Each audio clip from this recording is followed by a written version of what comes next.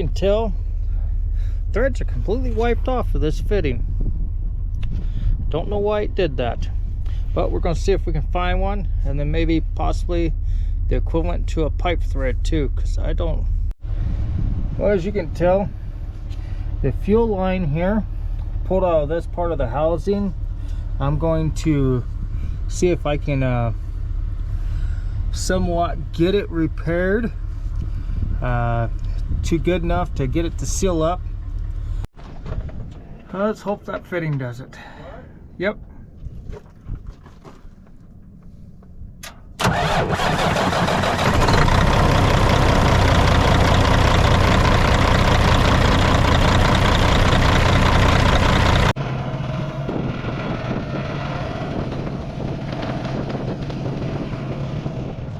Well, I'm back on the fuel tank, and there she be.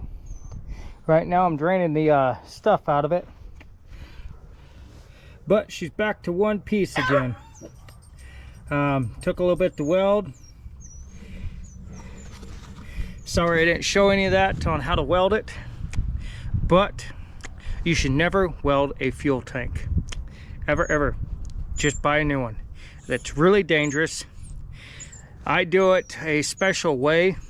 It's really time consuming, but it ensures that I don't explode doing it. So, but if you've never done one, don't.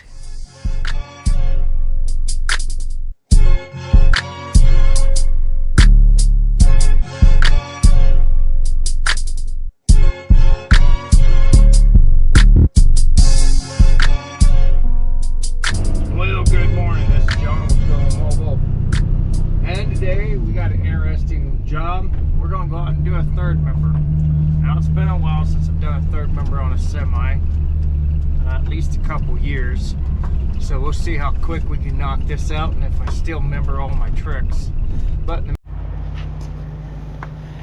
well, as you can see down in there, I don't know if you guys can, but if you watch that pinion, see how it's rattling back and forth? They blew the see if we can get a better picture of it, but it blew the through out, blew the bearings on that end of it. Everything else looks good over here except for that. So there we go.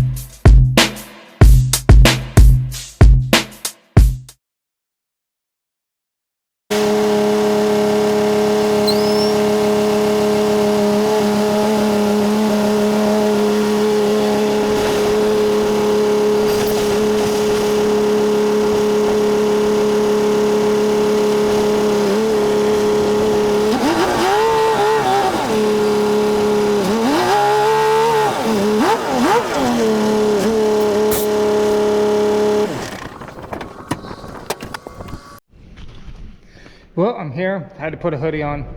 These, because this was an old bean plant here, or a storage silo. And if you ever been in one of these, you know they hold the heat quite well and hold the cold quite well. And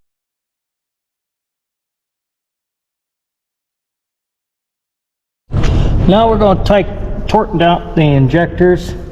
And it is a T40 socket, or I shouldn't say socket, but torques. And they torque down to 30 foot-pounds.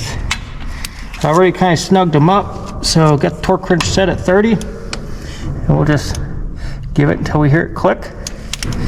And I don't like torquing things sometimes, especially with things like this, because if you mess up, you break something off inside the head and then you have to dig it out. So there you go. But as you can see, just go through.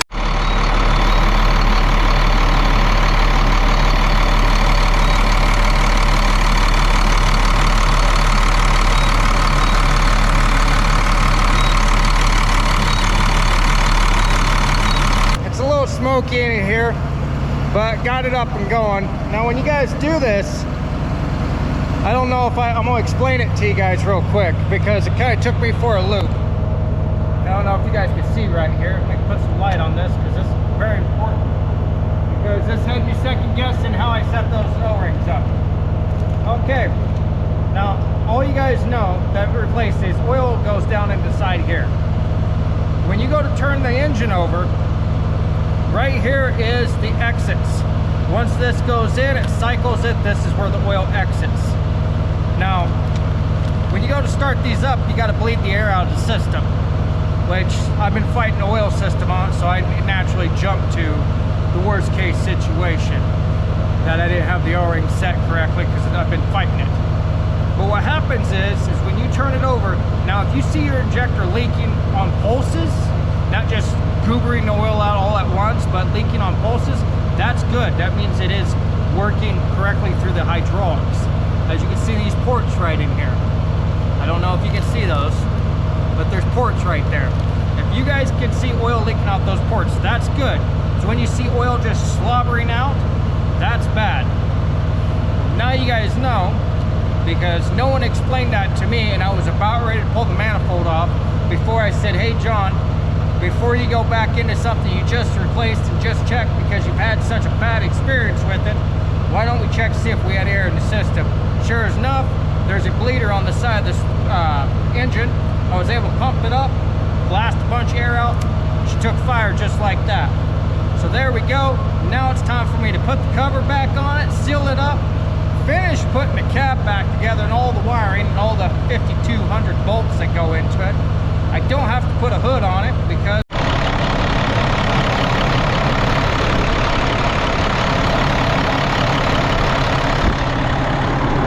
when they're done right, that's the way they're supposed to sound.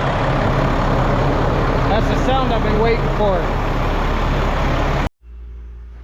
What we got there is my next project. It's an ISX Cummins.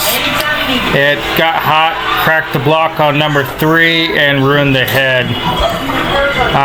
There's kind of a walk around on it, so you can look at it right there. You can see where the crack is on that side.